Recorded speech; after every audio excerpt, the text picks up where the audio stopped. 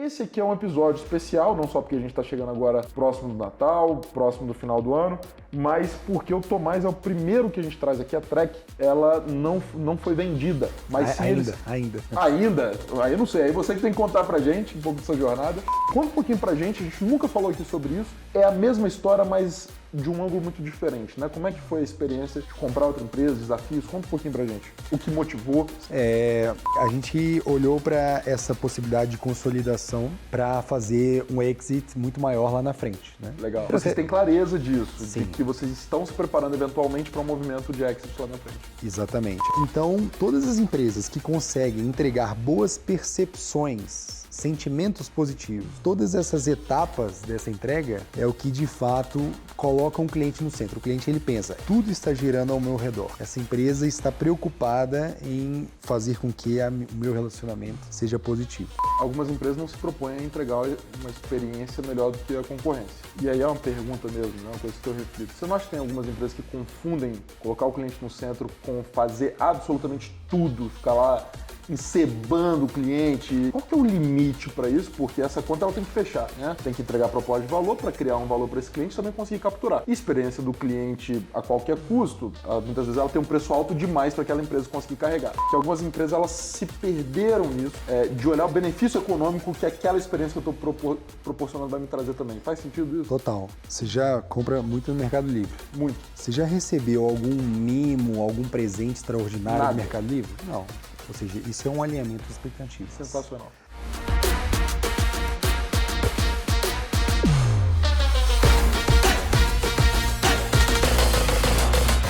Fala pessoal, sejam muito bem-vindos a mais um episódio do podcast do Zero ao Exit. Eu sou Rodrigo Miranda, cofundador da Zite, da Chip Delivery e atualmente como CEO da VPX Company. Aqui no do Zero ao Exit eu conto a história de empreendedores que fizeram sua jornada do Zero ao Exit ou que participaram de alguma forma dessas jornadas. Vocês vão entender melhor nesse episódio. Aqui a gente explora tudo desse universo, o sucesso, o dinheiro, os problemas, os desafios, para poder levar para você mais sobre esse universo dos M&As, das fusões e aquisições. E hoje eu tenho aqui a honra de receber no sofá da minha casa Tomás Duarte, que é cofundador e CEO da Trek, a maior plataforma de métricas de satisfação do cliente da América Latina e a terceira maior do mundo, atuando com mais de 1.600 marcas, impactando mais de 200 milhões de usuários em 10 países. Tomás, prazer, Valeu, uma honra Rodrigo. te receber aqui. Obrigado pelo convite, viu? Uma honra minha estar aqui na sua casa. É um prazer. Depois de convidados tão especiais e um podcast bombando aí. Legal. E pra gente começar, cara, se apresenta aí, você já é um cara famoso, conhecido no mundo do empreendedorismo, acho que você tem um posicionamento muito legal, acho que tanto você como empreendedor quanto a Trek. Mas se apresenta pro pessoal, conta um pouquinho dessa trajetória pra gente explorando aí. Legal. Pois é, eu nasci, enfim, praticamente já empreendendo, né? Muito em virtude, na área de tecnologia, muito em virtude da formação dos meus pais mesmo. Meu pai trabalhou 40 anos na IBM e minha mãe seguiu toda a trajetória de engenharia da computação, enfim, nas universidades no Brasil e fora do Brasil, inclusive.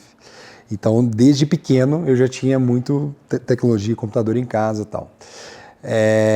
Então, com mais ou menos 20 anos, eu fundei a primeira empresa de tecnologia, que era uma agência digital, né? Eu tinha acabado de chegar do Vale do Silício, quando minha mãe estava fazendo pós-doutorado lá, eu fui estudar também Caramba, que na massa. Califórnia, lá do lado de São Francisco, uma cidade chamada Davis. E voltando para Minas, né? Eu sou de Belo Horizonte, né? A máfia do pão de queijo aqui, ó. Máfia do pão de queijo, fizemos questão de deixar. E voltando para Minas, eu fundei a primeira empresa, uma agência de marketing digital. A gente evoluiu rapidamente, chegamos a mais de 120 clientes. E nesse meio do caminho a gente teve algumas empresas menores também, uma hosting, que foi vendida para uma outra empresa de Minas, e uma parceira do Google que chamava Gaps, que a gente vendeu também para uma empresa aqui de São Paulo, do mesmo segmento, né? Legal. E O que é uma host? Desculpa perguntar, mas... é uma hospedagem de servidores. Tá brincando? É. Isso foi quando? Isso foi, deixa eu ver, a agência de 2007, mais ou menos de 2009 até 2000, e aí 2012, Faz tanto tempo então, não? 13, mais ou menos.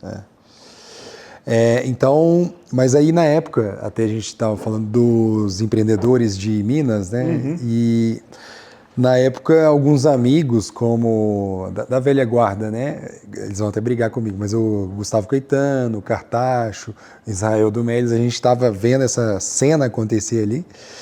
E começou a se falar sobre os negócios escaláveis, né? Startups, né? Nessa era cloud computing, de computação das nuvens, que permitiu essa escalabilidade dos negócios digitais como um todo, né? E foi quando nasceu a ideia da Track, que foi um projeto de inovação, né, uma spin-off da agência. A gente olhou para 3 produtos que a gente gostaria de fazer. Um era um software de gestão de obras, porque a gente atendia várias construtoras nessa agência. O outro era uma escola para empreendedores digitais, que, enfim, era uma ideia. E outro chamava Track Sale, que era uma ferramenta exatamente como a gente se define até hoje, que é gerenciamento da experiência do consumidor. E a gente foi para o mercado, conversar com os clientes, validar ali, né, pegar feedback, e a Track Sale vingou muito rápido. Nisso a gente começou a participar de alguns programas de eventos, né, de startups, etc. E foi muito rápido, assim, a gente foi trazendo feedbacks, criamos, sei lá, o site, a estrutura. Isso foi em 2012. Em 2013 a gente fechou o primeiro cliente, que era uma indústria já muito grande. A gente não trabalhava com grandes companhias nesse tamanho e a gente fechou um contrato com a Electrolux, fabricante de bens de consumo, sueca, né? A Electrolux começou conosco lá em 2013 e até hoje eles estão conosco com 7 marcas em 10 países. Caraca. Então eles foram evoluindo a gente, né, apoiando, né, nessa evolução. E a Track então começou a ganhar realmente um protagonismo no mercado nacional como um software de gestão de indicadores da experiência do cliente, que é um tema hoje que está na pauta aí. Se você pegar, sei lá, os top 10 maiores bancos do mundo, do Brasil, seguradoras, hospitais, indústria, varejo, todo mundo hoje tem esses indicadores de alguma forma. Total. E a gente faz hoje, até peguei esse dado ontem, a gente está fechando esse ano agora com 168 milhões de pesquisas disparadas agora aqui no Brasil e América Latina. Cara, sensacional. E eu gosto muito do tema de estratégia, basicamente isso que eu tenho feito nos últimos anos, né? E tem um lance muito legal que eu penso na Track, que se você hoje olhar o tamanho que nossa, é super óbvio, né? Mas é um negócio de nicho, não em termos de segmento, mas vocês escolheram uma dor específica ali para focar e que não é tão óbvia, né? Assim, CRM para vendas, ERP, beleza, né? É um negócio muito óbvio. Agora, focar em métricas de satisfação, etc., não é um negócio tão óbvio. E é uma coisa que eu sempre falo, porque hoje em dia parece que falar de escolher um nicho, parece que você está falando de escolher uma cidade pequena. Não necessariamente. Você está endereçando uma dor, que é uma parte, mas é uma parte de centenas, milhares de empresas, não só no Brasil e no mundo, né? Toda empresa tem um canivete suíço de ferramentas, né, de softwares e por aí vai. E, de fato, olhar para um nicho específico de resolver uma dor pequena, mas muito bem feito, né? Ou seja, resolver essa dor de uma maneira muito refinada, né? É o que fez a gente se destacar, além do timing também. Porque o timing foi importante. A gente nasceu em 2012. Em 2011 nasceu a publicação de um livro chamado A Pergunta Definitiva 2.0, que falava sobre o NPS, que se tornou hoje, né, o maior indicador disparado de experiência do cliente no mundo inteiro, né? Então, quando a gente começou lá em 2012, os clientes nem sabiam o que era NPS. A gente começou nesse processo de evangelização de uma dor específica, né? Então, diferentemente, né, de algumas ferramentas mais generalistas, né, às vezes você tem um próprio CRM, RP que faz muitas coisas, mas não faz um pilar muito bem feito. A gente, de fato, focou nesse nicho e com bastante qualidade e refinamento, muito conhecimento e know-how mesmo, a gente foi estudando. E hoje a gente atende, né, enfim, os maiores players do segmento aí, de várias verticais, são 7 verticais que a gente atende. Incluindo a saúde, né, que tem até uma história de M&A que a gente vai falar, incluindo segmento financeiro, incluindo indústria, né, e por aí vai. E a grande questão também é que além de ser um ponto específico, né, desse método de gestão das empresas, hoje o foco no cliente, tem uma pesquisa da Anshan agora, dos últimos meses, Anshan, Câmara Americana de Comércio, né, no Brasil, ela fez uma pesquisa com 1 trilhão de PIB no Brasil, um tri, né? E o foco no cliente é o principal estilo de liderança hoje de 1 tri de PIB no Brasil. Então, foi a Anshan que publicou agora. Então, assim, o indicador que a gente gera, ele está muito alinhado a essa preocupação hoje das companhias. O que é o foco no cliente? É uma boa pergunta, né? Olha, no relacionamento de um cliente, né, um consumidor com uma empresa, é igual um relacionamento você com a sua mulher, igual um relacionamento, enfim, familiar, da mesma maneira, né? A gente quer construir um elo de longo prazo, né? A gente quer segurança, a gente quer gerar boas perspectivas, a gente quer construção de vida, qualidade de vida e por aí vai. As empresas nasceram para resolver problemas de clientes, ainda que sejam de outras empresas, né? Pode ser, enfim, uma empresa B2B, B2C, não importa. Ela nasceu para resolver problemas de outras pessoas, né? Elas, né, comunicam uma promessa, né? Você está falando de um relacionamento e você quer segurança, qualidade de vida, uma visão de longo prazo. E ela comunica uma promessa, olha, eu resolvo seu problema dessa forma. É uma proposta de valor, né? Uma proposta de valor, exatamente. Então, na hora de comunicar essa proposta de valor, normalmente as empresas fazem muito bem. Depois você tem que entregar essa proposta de valor. Perfeito. E muitas vezes você tem que reforçar essa proposta de valor, né, ao longo do tempo. Então, todas as empresas que conseguem entregar boas percepções, sentimentos positivos em todas essas etapas dessa entrega, é o que de fato coloca um cliente no centro. O cliente, ele pensa, tudo está girando ao meu redor. Essa empresa está preocupada em fazer com que o meu relacionamento seja positivo, né? Perfeito. Então, essa é a lógica mesmo desse pensamento. Dentro dessa lógica, algumas empresas não se propõem a entregar uma experiência melhor do que a concorrência. Sim. E aí é uma pergunta mesmo, né? Uma coisa que eu reflito. Você não acha que tem algumas empresas que confundem colocar o cliente no centro com fazer absolutamente tudo, ficar lá encebando o cliente? E qual que é o limite para isso? Porque essa conta ela tem que fechar, né? Tem que entregar proposta de valor para criar um valor para esse cliente e também conseguir capturar. Sim. Experiência do cliente a qualquer custo, ela muitas vezes ela tem um preço alto demais para aquela empresa conseguir carregar. Eu tenho a sensação, e você é um estudioso da área, sem dúvida a referência que eu tenho nesse tema, que algumas empresas elas se perderam nisso, de olhar o benefício econômico que aquela experiência que eu estou proporcionando vai me trazer também. Faz sentido isso? Total. Você já compra muito no Mercado Livre? Muito. Você já recebeu algum mimo, algum presente extraordinário Nada. do Mercado Livre? Não. Ou seja, isso é um alinhamento de expectativas. Sensacional. Quando a gente fala de sucesso do cliente dentro de uma relação, né, com o cliente, ou seja, a empresa lutando para garantir o sucesso do cliente, né, do sonho do cliente ali dentro daquela relação, né?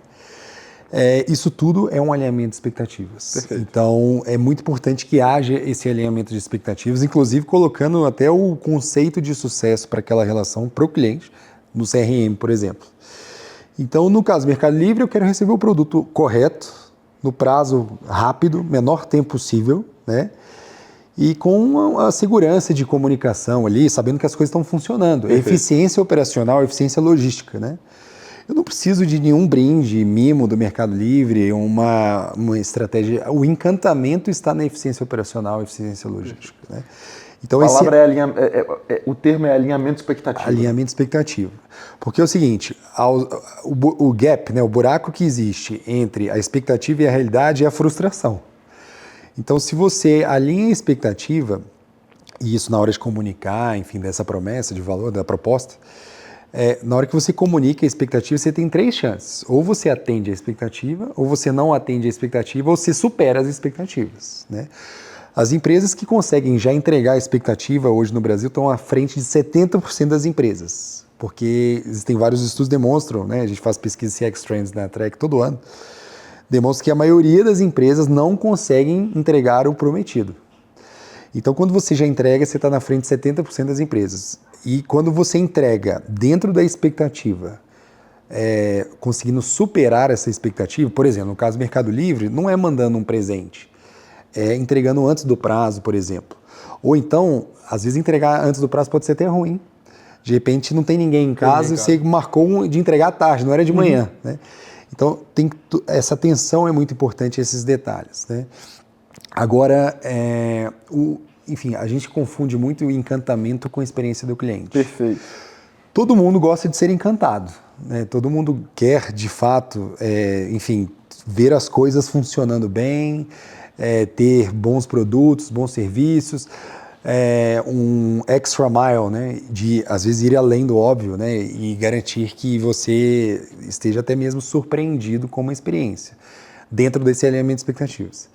Aí muitas vezes você vai num hotel, né? Aí tem uma cartinha, uma foto da sua família na parede, com um bombom, uma coisa que vai uma delicadeza como uma estratégia de encantamento e que ajuda a superar expectativas, né? E nesse ponto de vista, isso é positivo também. Não tem, ou seja, a gente quer um contexto que seja positivo e que ajude a superar as expectativas do momento certo. Num hotel faz todo sentido fazer isso, né? Agora, para outras empresas, acaba que eles inventam, eles se confundem nesse conceito de encantamento e acabam criando iniciativas, às vezes, ruins, né? E que geram essa perda de tempo e custo ineficiente. Eu gosto muito de tratar de hotelaria, porque a hospitalidade, né, ela tende a puxar para a experiência. Quando a gente vai num Fazano, a gente espera esse tipo de coisa. Mas quando a gente vai no Ibis, a gente tem zero expectativa. E a expectativa que o Ibis comunica, né, eu acho que isso é legal. Em todos os pontos de contato, serviço padronizado. Não vem aqui esperando o melhor serviço de quarto, etc. E, eu fico várias vezes no Ibis, a trabalho, etc., pela empresa, e eu saio de lá e falo, cara, eu tô satisfeito. Sim. Eu sei o que eu estava contratando. Então, eu acho que o ponto onde conecta muito a estratégia com a experiência do cliente é essa coerência, né, em todos os pontos de contato e você não gerar alguma frustração no meio do caminho, né? Acho que é um pouco disso. Exatamente. Cara, muito bom. Mas, eu gostei do que você falou. Isso é bom até para corte. As pessoas confundem a experiência do usuário com encantamento. Né? E eu gosto muito de olhar onde gera assimetria. Então, assim, cara, eu vou gastar R$1 a mais aqui para cartinha à mão, mas em compensação o cliente topa me pagar R$5 a mais nesse produto, né? Então a assimetria é muito bacana. Exatamente. Mas, na sua visão, gerenciar a experiência do usuário é para qualquer tipo de negócio. Seja ele ter uma proposta de ter uma experiência acima ou não. Gerenciar a experiência do usuário é para qualquer negócio. O que aconteceu? Nos anos 90 ali, quando começaram a falar desse termo gestão da experiência do cliente nos Estados Unidos, o nível de competitividade entre as companhias já era muito alto. Então, pode ser uma companhia aérea, pode ser uma empresa de hospitalidade, pode ser uma consultoria, pode ser qualquer tipo de negócio. O grau de competição ele começou a se tornar muito assíduo mesmo. Assim, de hipercompetitividade, né, que a gente fala. Exatamente. Então, a partir desse momento, a experiência, esse conceito de gestão da experiência começou a se tornar mais refinado, né? Ou seja, eram os detalhes, entregar o core no mínimo, né? O básico bem feito. Pré-requisito. Pré-requisito é básico bem feito. E depois você vai refinando. Então, você vê às vezes, né, uma empresa, eu estava até dando um exemplo de um supermercado. O supermercado do lado da minha casa tem 3 supermercados. Se eu vir à direita, eu vou para um, reto, 200 metros, um do outro. Reto, vou para outro, vou para a esquerda. E assim, no supermercado da esquerda, tem alguns detalhes que fazem toda a diferença na experiência. Por exemplo, tem uma equipe que me ajuda a embalar e me leva até o carro as sacolas e caixas. Todos os dias, consistência. Não é um dia assim. Padrão, então, consistência. Você vê a quantidade de pessoas da terceira idade que vão nesse supermercado, que tem dinheiro, inclusive, porque existe uma microjornada, que é o quê? Um serviço de embalar e levar até o carro, que os outros não têm, e que ele consegue aumentar. A margem de lucro dele é maior, ele tem o custo dele é 10%, 15% mais caro, em média, do que os outros. O preço dele é mais elevado que os outros. O preço, exatamente. Então, a partir disso, ele consegue entregar uma jornada com vários outros aspectos, tá? Não é só isso, né? Seja de uma internet Wi-Fi, um banheiro limpo, uma estrutura, e que assim as pessoas preferem ele de fato porque há um refinamento da experiência. Perfeito. Então o grau de competição é muito alto e a gestão dessa experiência começou a se tornar bastante refinada, bastante azeitada. E hoje, se a gente vai olhar para os indicadores, métricas, eles acabam balizando, né, esse resultado, né, demonstrando o que os clientes estão querendo, o que os clientes estão sofrendo, né, os pontos de dor, e também quais são os atributos positivos que levam aquela empresa. No final, a gente está falando de uma arquitetura de escolhas, no qual o cliente ele vai escolher, nunca é um fator só, Sim. Nunca é o preço somente, nunca só é a qualidade do produto, é o fator geral, é o fator da vivência com a empresa, né? E isso que faz o cliente tomar uma decisão de se tornar leal àquela marca. Legal. Pessoal, bicho, é sensacional. Eu adoro. Você podia ficar o dia inteiro aqui falando, mas reparem algumas coisas que o Tomás falou aqui para a gente conectar. Ele falou sobre público-alvo, né? Então, alguns idosos ou pessoas que estão dispostas a pagar mais caro em troca desse serviço, então, que é o ponto de partida de uma estratégia que conecta com a experiência do usuário. Ele falou aqui sobre o que a gente chama de atributos de valor, saber o que o seu cliente reconhece como valor. Existem clientes, cara, que só importa o preço e está tudo certo. Né? E para isso tem lá o Atacadão, etc. Lá em BH tem o Verdemar, que entrega uma experiência legal, tem outros mercados bacanas, lá no Espírito Santo tem vários também, em São Paulo tem São Marché, etc. Então é muito de você saber para quem que você está estruturando a sua empresa para atender e buscar as assimetrias. Olha o que ele falou, cara, tem um custo interno maior para aumentar esse nível de serviço, pessoas que vão levar no carro, embalar, etc. Em compensação, isso permite com que eles cobrem um preço assimetricamente acima e que pague essa conta. Né? Então a pergunta, sempre quando a gente vai falar de estratégia de diferenciação, etc., não é só se seu cliente gosta. Ele está disposto a pagar a mais por isso, ou a te escolher sempre por isso, mais vezes, né? Acho que é um pouco dessa... Exatamente. Top of mind. Muito bom. Pessoal, aproveitar aqui, pegando já o gancho, o papo tá bom. Segue a gente lá no Instagram, no Instagram também, @RodrigoMiranda, mas principalmente no Spotify, para a gente poder aumentar nosso ranking. A gente já está no top 50 aí, agradecer a todo mundo que está acompanhando a gente. Tem pouquíssimo tempo que a gente está no ar e está muito bacana o resultado. Obrigado a todos, nos sigam lá. E esse aqui é um episódio especial, não só porque a gente está chegando agora próximo do Natal, próximo do final do ano, mas porque o Tomás é o primeiro que a gente traz aqui. A Trek, ela não foi vendida. Mas sim, ainda. Aí eu não sei, aí você que tem que contar pra gente um pouco dessa jornada, mas eles compraram outra empresa, a H-Focus. Isso. Compraram a H-Focus, então a gente está falando da jornada de M&A, pelo menos até agora, no lado do buy side, que a gente fala no M&A, ou seja, do lado de quem está comprando, e conta um pouquinho pra gente, a gente nunca falou aqui sobre isso, é a mesma história, mas de um ângulo muito diferente, né? Como é que foi a experiência de comprar outra empresa, desafios? Conta um pouquinho pra gente. O que motivou? Sim.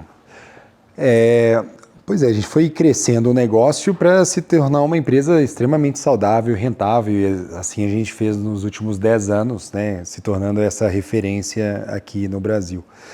E a gente começou a ser muito assediado por fundos, inclusive outras empresas estratégicas querendo fazer aquisição, né, da Trek.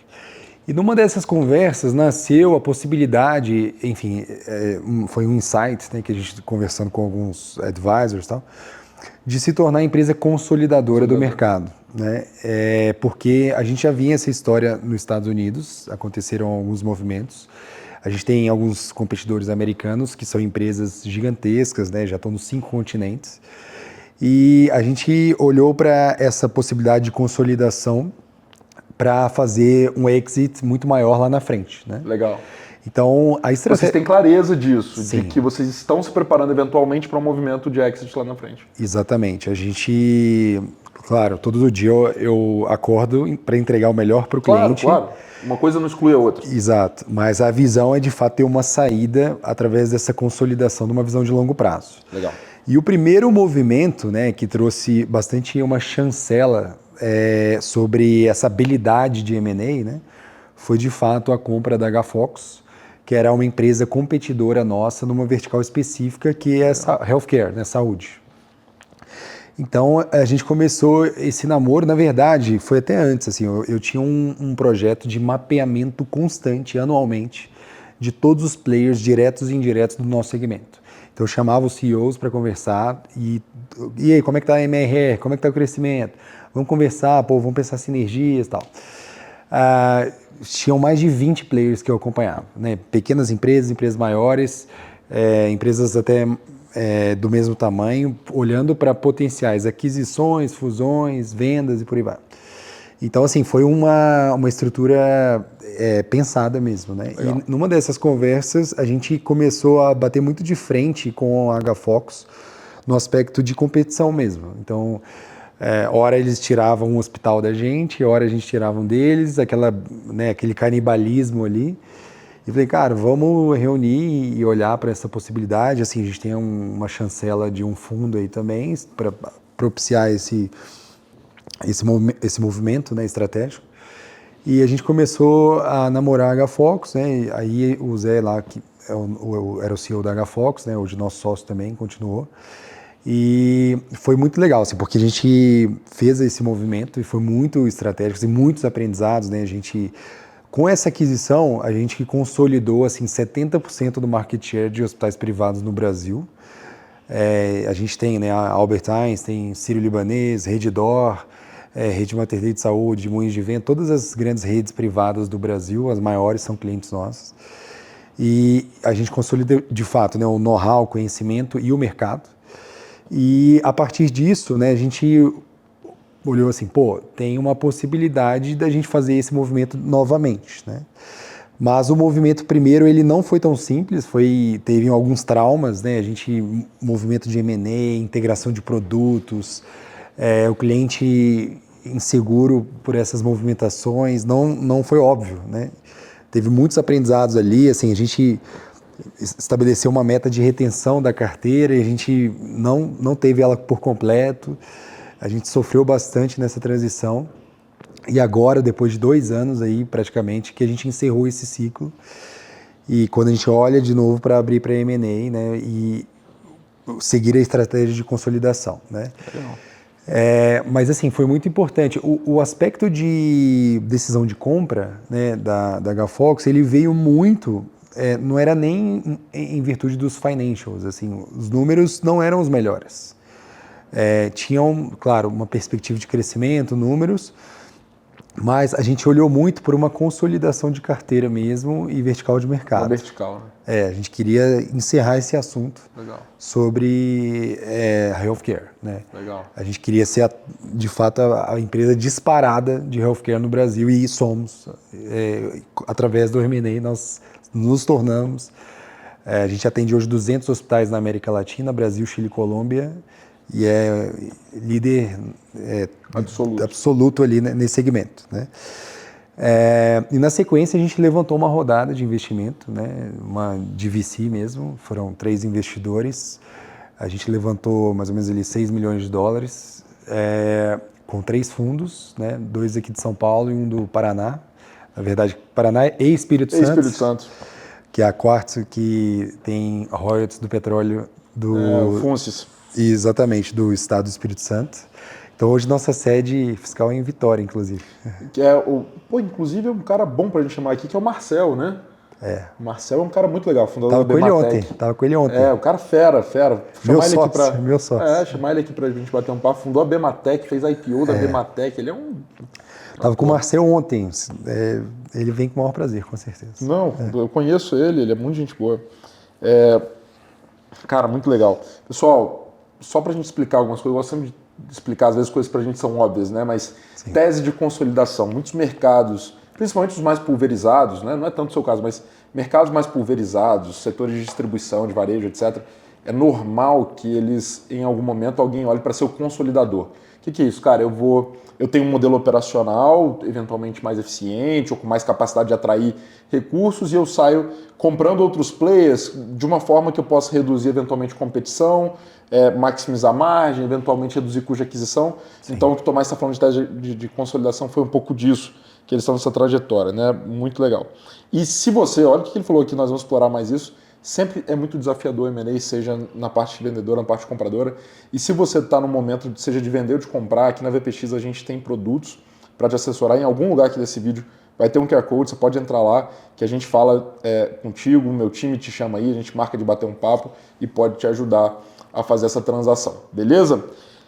Cara, eu gosto sempre de fazer um bate-bola e o bate-bola vai ser diferente justamente porque a gente não está abordando aqui a venda. Apesar de você ter outras empresas, você vendeu, né? Na época não era M&As clássicos, sim, como eu vendia assim, a carteira de clientes, assim, era empresas menores, né? Mas foram vendas. Mas se você for olhar aí dos exits anunciados, 80% eles não são os clássicos ou o que está lá no jornal, né? Isso acontece muito, vender base de clientes, vender contratos recorrentes, né? Que tem lá, você vende só os contratos. Mas enfim, a experiência ela é sempre muito boa. Conta para mim, qual foi a sensação, assim, em poucas palavras, a sensação de você poder chegar nesse ponto, né, cara, da sua empresa comprar um outro player. Você tem que ter uma disponibilidade de caixa, você tem que ter uma disponibilidade de risco. Sim. E também, cara, tem uma relevância porque você está vendendo um sonho para quem está comprando, né? Qual foi a sensação de concluir um deal desse? Olha, uma euforia mesmo, foi muito positivo, assim, né, sai na mídia e tal, mas eu lembro. Eu senti, assim, essa euforia passa rápido porque a responsabilidade chega muito rápido, né? Mas foi muito legal, assim, como empreendedor, né? Isso é um legado mesmo que a gente gera para o resto da vida, né? Saber que você já participou por um processo de M&A te coloca num patamar cada vez mais seleto, né? Pode ser um processo de venda, um processo de compra, um processo de fusão, né? Enfim, levantar capital por si só também já é outro processo que também te bota um badgezinho aqui na sua farda, né? Então, assim, é muita experiência, te faz ganhar casca, experiência, você sabe, né, como conduzir processos com mais assertividade no futuro. Então, assim, foi um MBA mesmo ali de aquisição nesse sentido. E, enfim, depois de 2 anos eu posso falar também, assim, a quantidade de lições aprendidas, os erros que nós cometemos. Nós vamos chegar lá, Aliás, vamos emendar aqui. Se tivesse que escolher uma ou duas coisas para fazer diferente, você teria feito algo diferente nessa transação? Sim, eu até brinco com o pessoal, eu fui muito aristocrata, deveria ter sido mais monarca. Eu fui ouvir demais todo mundo. Isso, claro, com todo respeito a todos os profissionais que estavam em todas as empresas, né? Mas, cara, a sua cultura é o que te fez chegar até ali e é o que você acredita é o que é o próximo passo, né? Uhum. Que te vai fazer subir. Então, no processo de M&A, ele acaba que existem sinergias culturais, alguns valores que são interseções, mas é muito importante que você determine essa cultura e não que a outra parte, a outra equipe não vá aderir. Mas você não pode ser muito aristocrata, ficar, enfim, politizando ali muito. Você tem que ser muito assertivo e monarca mesmo, tomar decisões bem algumas coisas sérias, não negociáveis, né, que você tem que colocar na mesa. Isso, algumas decisões super bem determinadas, definidas, e fazer acontecer mesmo, né? Legal. Esse é um primeiro ponto. Um segundo ponto que eu acho que não falhei tanto, talvez em algum momento, é estar muito próximo dos clientes também, né? Os clientes, eles se sentem seguros num movimento de consolidação como o nosso. Então, fazer com que o cliente tenha segurança, ele saiba onde que ele está, onde que ele irá, garantir que a jornada do cliente seja boa mesmo, né? E eu estou falando de grandes corporações no Brasil, né, que estão conosco. Porque senão o cliente vai olhar para fora. Se ele, num processo de M&A, ele se sente inseguro, ele vai, esses caras nem estão dando minha atenção aqui e tal, nem sei o que vai acontecer direito, eu vou olhar para fora, né? Ele vai olhar para o concorrente. Então é muito importante ter assim, uma assertividade, um plano muito claro, né, de transição, um plano muito claro de migração e que dessa forma a gente consiga trazer essa segurança mesmo ali, garantindo que o cliente esteja confortável, que ele saiba o próximo passo e que você, precisando de alguma coisa, ele levanta a mão se você vai ajudar. Legal, legal. Alguma lembrança que mais te marcou durante o processo, seja na relação ali com os fundadores, alguma decisão que você teve que tomar? Olha, é um relacionamento, é um novo casamento, né? Durou quanto tempo a negociação, do início ao fim? Há mais de um ano. Acho que um ano e pouquinho ali. Veja bem, os melhores são os beer tests, né? Ou seja, Total. se você sentar no bar e tomar uma... Teste da resenha. Teste da resenha. Porque se você fizer o teste da resenha, pode, enfim, tomar uma cerveja com o seu novo sócio, né? Isso, na hora ali H, ele acaba trazendo muitas verdades, né? Então, esses beer tests fazem todo sentido para você estar confortável, enfim, conviver com a pessoa em momentos que não seja só de negócio, né? Conviver num momento mais pessoal, tomar um vinho lá na casa do seu sócio, enfim, estar mais à vontade, e isso fez toda a diferença. Legal. Um conselho para quem está no meio da transação, seja comprando ou vendendo? Cara, no meio de uma transação, você não pode gerar insegurança, você tem que ter muita assertividade, né? A gente estava comentando aqui alguns casos de caras que pulam fora do nada.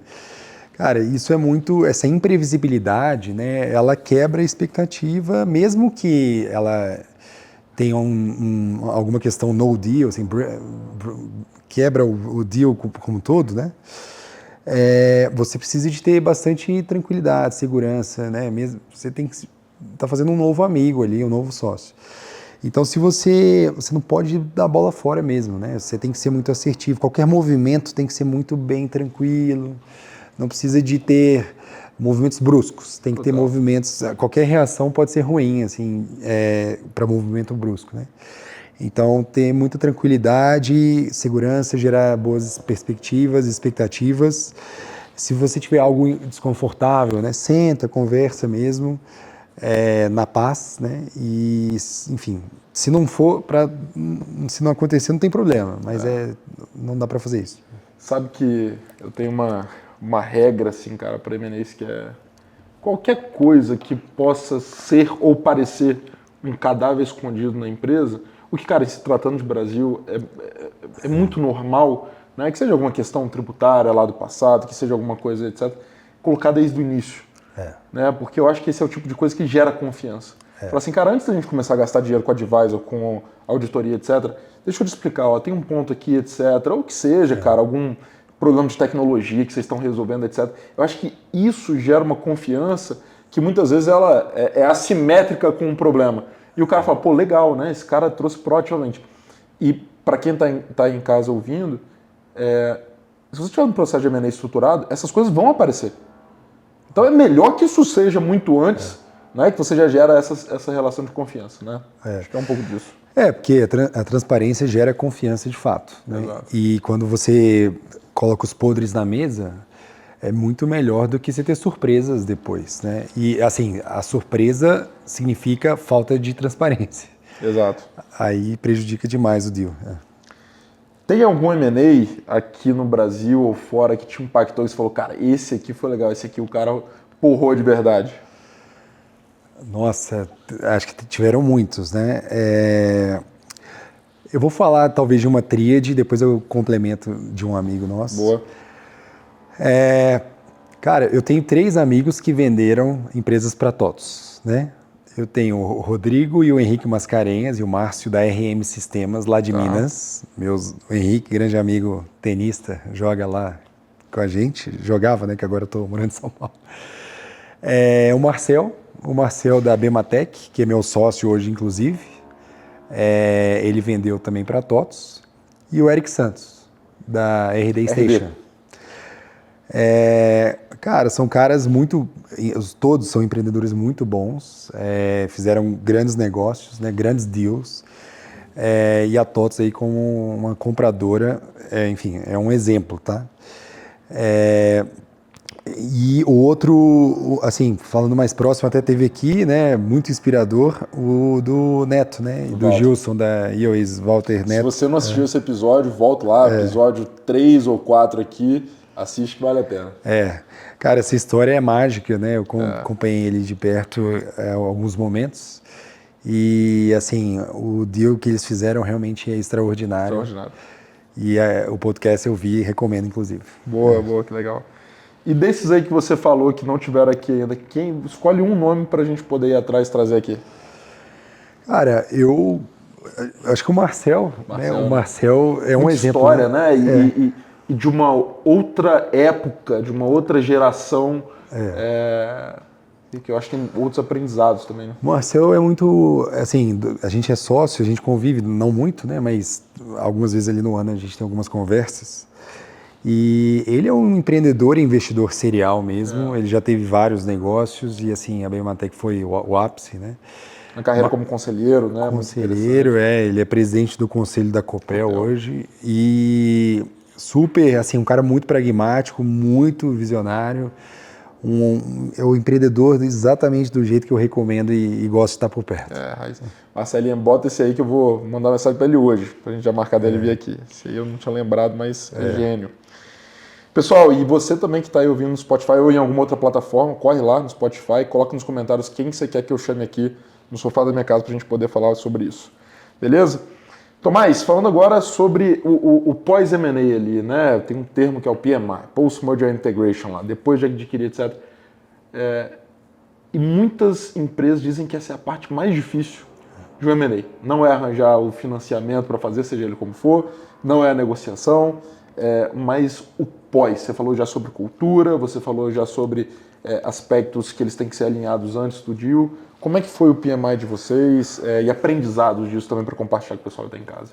Pois é, a gente, enfim, fizemos o PMI e ele foi muito precoce, assim, a gente tentou acelerar e não é um bom caminho. A gente criou um plano muito rápido para tentar acelerar e tomar decisões rápidas, mas não tem jeito. Alguns processos levam tempo e, enfim, uma consolidação mesmo, né? A gente cria normalmente o plano de 100 dias, que é o início ali do PMI, né?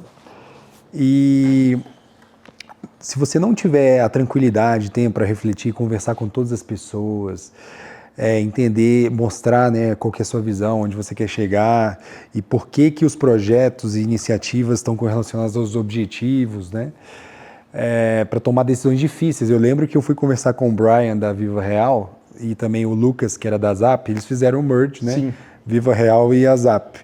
Eu falei, cara, preciso conversar com vocês. Que merge, né? Preciso conversar com vocês dois, claro, cada hora foi um, para saber como é que foi o PMI, né? E o Brian deu ótimas dicas, né? E o Lucas também.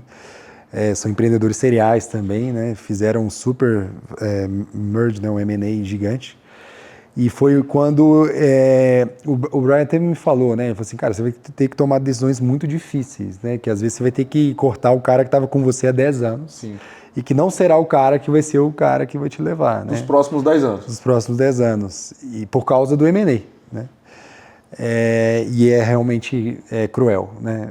Isso é cruel, a gente corta na carne ali.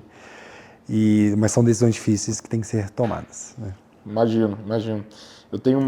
Eu tive aula com a cultura, né, cara? É um tema parece tão abstrato, né? E eu acho que às vezes no M&A as diferenças culturais elas ficam tão expostas, né? Que eu acho que é um dos momentos mais interessantes para você entender o que de fato é cultura, né?